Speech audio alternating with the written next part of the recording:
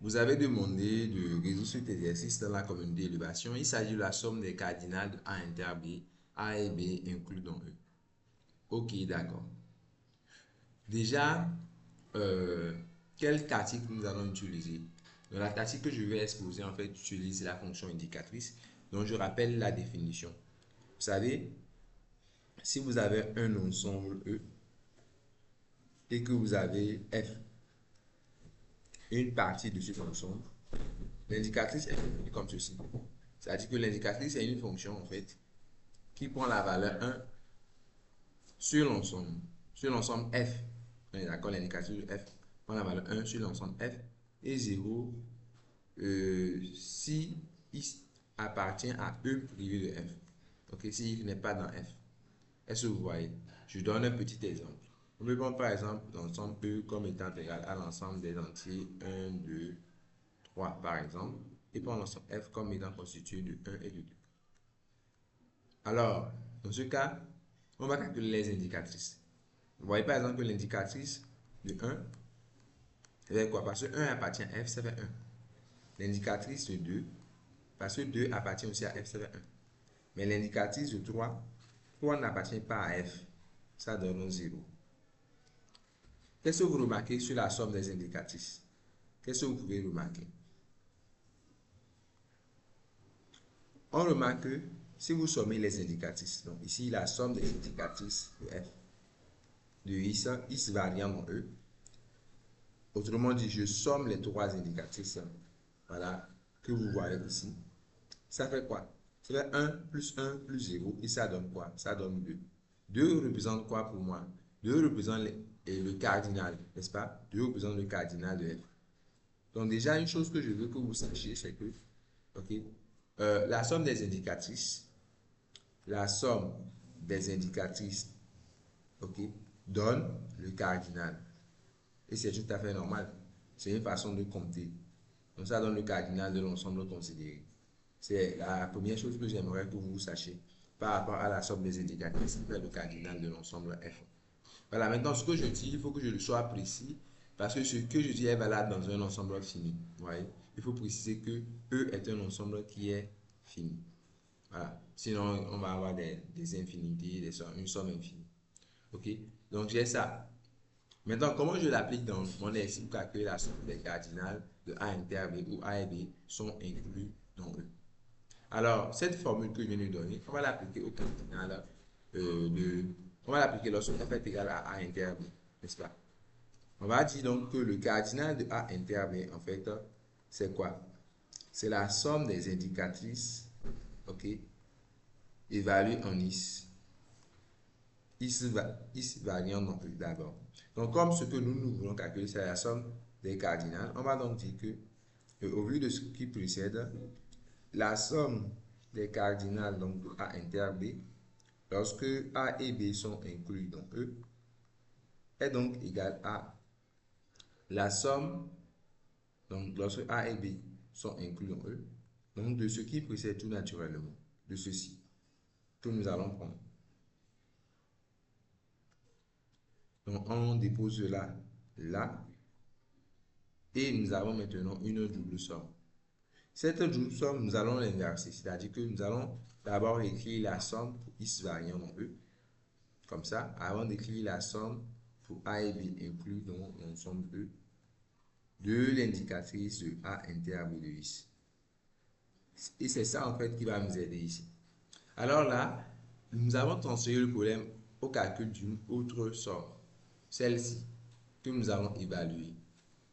Donc, il faut calculer la somme des indications A inter B de X lorsque A et B sont inclus dans E. Vous comprenez que ce qui m'intéresse, c'est là où l'indication de A inter B de X est égale à 1. Parce que si c'est égal à 0, genre ça n'apporte rien, n'est-ce pas? Donc, on va essayer de choisir ici A et B, de telle sorte que, donc c'est finalement ça la question. La question c'est comment, en fait, choisir, la question finalement pour moi c'est comment choisir A et B pour que, ok, l'indicatrice donne 1. Voilà, comme ça on va faire la somme des 1. Vous voyez que c'est ça l'idée. On va faire la somme des 1. On fait 1 plus 1 plus 1, 1 plus 1 plus 1, les zéros sont neutres. Ok, pour que l'indicatrice donne 1, les zéros sont neutres. Donc, ce qui nous intéresse vraiment, c'est comment choisir A et B pour que l'indicatrice donne 1. Alors, il faut juste que I appartienne à inter B, n'est-ce pas? Donc, il faut que I appartienne à A et I appartienne à B, n'est-ce pas? Donc, il faut que A soit une partie de E qui contient I. Donc, il faut que A et B, je vais dire même A et B, ok, doivent être choisis, doivent être, voilà, choisis de telle sorte que voilà, ils appartiennent donc à A et ils appartiennent à B. Maintenant, si je veux ça, la question est, voilà, alors A, mais d'un point de vue schématique, disons E a un élément, n'est-ce pas? On va supposer que E a un élément. Maintenant, je veux choisir une partie de E qui contient X. Est-ce que vous voyez? Donc, choisir une partie de E qui contient X, revient à choisir une partie de E privé de X et le compléter par X. Est-ce que ça se comprend? C'est-à-dire que je vais choisir une partie A'. Ok. Donc A, c'est l'union de A' et de X. Où A', ok, est inclus dans E privé de X. Donc, pour construire une partie de E, ok, pour construire une partie A de E dans laquelle il y a X, il suffit de prendre une partie A' de E dans laquelle il n'y a pas X. Ok, et maintenant ajouter X à cela. C'est simplement ça. Maintenant, la chose est ici que de combien de façons on peut choisir A'? Pour choisir A', bon, A' c'est une partie de E privé de X. Alors la question est, quel est le cardinal de E privé de X? A', hein, c'est une partie donc, de E privé de X. Ok. Alors vous connaissez le cardinal de E privé de X. Parce que le cardinal de E privé de X, le cardinal de l'ensemble des parties de E privé de X, ça fait quoi? Vous savez, ça fait 2 puissances. Il y a cette formule-là, le cardinal de l'ensemble des parties de l'ensemble. Ça fait 2 puissances du cardinal de l'ensemble. D'accord? Donc le cardinal donc, de E privé de X. A E, on va supposer qu'il a n éléments. Donc, nous allons supposer ici que le cardinal de E est égal à n. Comme ça, le cardinal de privé de I, ça fait n-1. Donc, ça fait 2 puissance n-1. C'est-à-dire que le nombre de façons de choisir A', c'est 2 puissance n-1. OK? Donc, comme choisir A revient simplement à choisir A', alors ce cardinal-là, c'est 2 puissance n-1.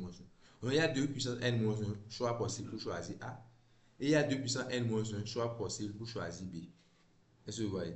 Donc, le nombre de façons de choisir A et B, c'est quoi? Donc, on va dire que le nombre, finalement, je vais dire que les ensembles, il y a le nombre de couples AB. Et donc, si je dis le cardinal de l'ensemble, donc des couples, le cardinal en gros, de l'ensemble des couples AB, ok, qui appartiennent, je vais dire, à P de E, croix à P de E, donc pour dire que A est une partie de E, B est une partie de E, donc tel que l'indicatrice donne 1, tel que l'indicatrice de A inter bout de X donne 1. Donc, le cardinal de cet ensemble, le nombre d'ensemble A et B pour lequel l'indicatrice donne 1, c'est ça que je viens de compter. Donc, j'ai vu que le nombre de façons de choisir A, c'est 2 puissance n-1. Le nombre de choisir B, c'est aussi 2 puissance n-1. Donc, c'est le produit des deux. Et quand on calcule, vous obtenez 2 puissance 2n-2. 2 puissance 2n-2. Ça veut dire que pour ma somme, quelle est la. Voilà, ce que je peux te dire pour la somme que je calculais ici. Okay? Donc, qu'est-ce qu'on peut en déduire comme conséquence immédiate? On peut déjà dire que, arrivé ici, donc, comme je sais qu'il y a deux puissances de combien? 2n moins 2 choix possibles, en fait, pour choisir voilà, les parties A et B vérifier en l'indicatrice égale à 1. C'est-à-dire que ces sommes, on fait 1 plus 1 plus 1, on va sommer 1 plus 1 plus 1, autant de fois, ok? Donc, autant de fois qu'il y a d'éléments dans cet ensemble. C'est-à-dire 2 puissance 2n moins 2 fois. Ce qui fait que ça vient à sommer donc pour x variant E, le nombre que je viens de calculer, c'est-à-dire les 2 puissance 2n moins 2. Ok, donc maintenant la somme pour x variant dans E de ça là, ça fait quoi? Voilà, il y a combien d'éléments dans E? Donc on fait 2 puissance 2n moins 2, 2 puissance n moins 2, combien de fois? N fois, autant de fois qu'il y a d'éléments de E. Donc ça fait n fois 2 puissance 2n moins 2. Donc on peut alors conclure que la somme qu'on veut calculer, à savoir la somme pour A, B inclus dans E, de cardinal donc de A interble, est donc égale à 2 puissance n fois 2 puissance n moins 2. N'est-ce pas merveilleux? Ouais, donc comment on peut utiliser l'indicatif pour calculer ce genre de somme. D'ailleurs même, Je vous donne un petit exercice où vous pouvez aussi utiliser l'indicatrice pour finir. Cherchez à calculer cette somme. La somme des minimums, par exemple, de x, y. Je l'avais fait dans la communauté, il me semble. Ok. Lorsque on va dire x varie, x est un entier qui varie de 1 à n, y est un entier qui varie de 1 à m par exemple. On va dire ça. Donc, vous pouvez calculer cette somme en utilisant aussi des indicatrices. Bye bye.